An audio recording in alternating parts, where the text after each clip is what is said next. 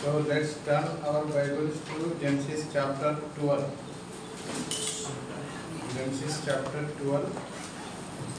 The heading is the call of Abraham, not Abraham, the call of Abraham. A-B-R-A-M.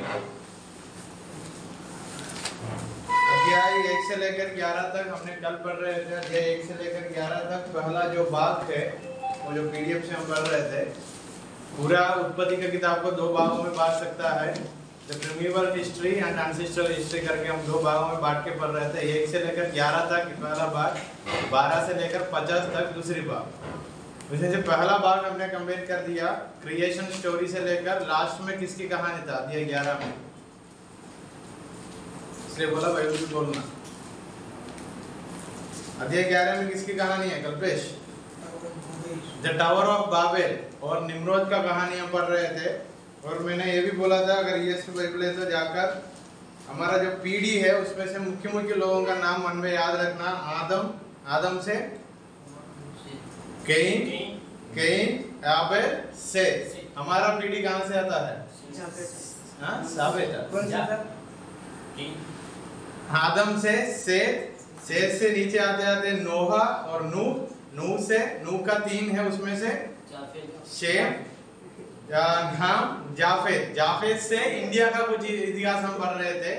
मद्दाई करके जो व्यक्ति India में आया करके जो नूह का बेटा, और पीढ़ी से बिब्लिकल जनरेशन में पढ़ के आया तो नूह से कौन आया? शेम, और शेम के नीचे 13 से 3 उसमें से चैप्टर 12 में अब्राहम नहीं अब्राम। उसके बाद उनका नाम बदला, अब वो हम सीखेंगे। So open chapter 12। चैप्टर 12 का पहला वचन में ही लिखा है, now the Lord said to Abram, not Abraham, Abram, A-B-R-A-M, go from your country and your kindred and your father's house to the land I will show you. So आज का जो क्लास का हेडिंग में आप लोग लिख सकता है रिपोर्ट लिखने के समय, chapter 12 God's call on Abraham नहीं Abram.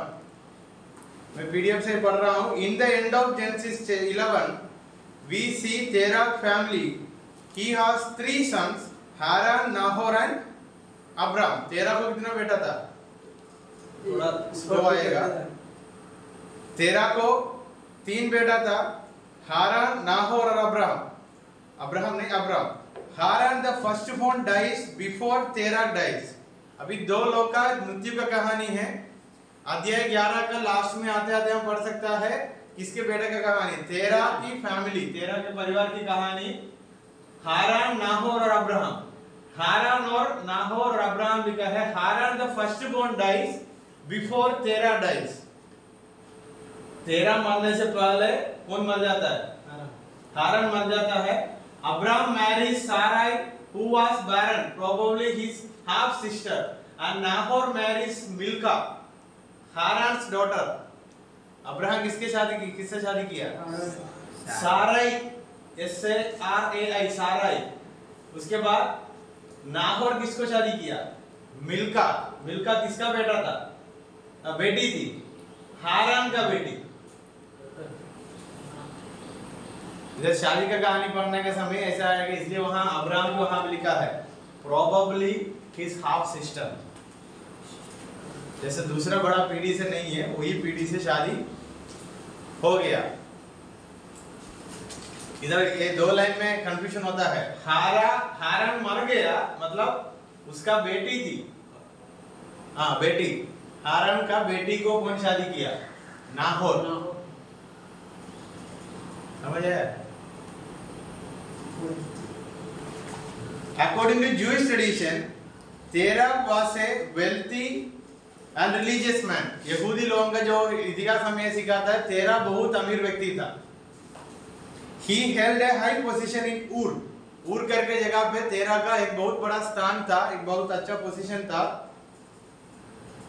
When Abraham was called by God, he counseled with his father and rejected God's first call. परमेश्वर जब अब्राहम को पहली बार बुलाहट दिया, बाइबल की दिया से हम सीख सकता है अब्राहम पहले उसको नहीं माना, उसका पिता से जाकर बात बताने के बाद पहला क्या कर दिया? नहीं, मतलब परमेश्वर का बुलाहट को नहीं माना। It was only after Haran's death, Haran मरने के बाद ही Terah being the head of the family decide to leave Ur, thinking that the God who called Abraham was angry on their family. पहला अब्राहम को बुलाहट आया, वो नहीं गया, उनका पिता तेरा से बात किया, बात करने के बाद उन्होंने नहीं गया। उसके बाद कौन मर गया? हारन मर गया। हारन मरने के बाद अब्राहम ने तेरा ने सोचा मैं अभी मेरा देश छोड़ के जाना ही पड़ेगा, क्योंकि परमेश्वर मेरा ऊपर गुस्सा किया है, क्योंकि परमेश्वर का बात को अब्राहम नहीं माना। They thought that Yahweh is just another deity, just like the other gods they worshipped in Babylon. Babylon में और परमेश्वर और झूठा परमेश्वर लोगों से वो लोग प्रार्थना और आराधना करते थे। उसमें से एक का रूप में किसको भी माना? याहवे को भी, यहोवा को भी माना। समझ आया? कौन? तेरह का फैमिली। समझ आया नहीं आया? तेरह का परिवार पहले ये बुलाहट को इनकार करने के समय वो लोगों का विश्वास ऐसे था, बाबिलोन में अलग अलग देवी देवता था, उसमें से एक है कौन? याहवे। 13 देवी देवता।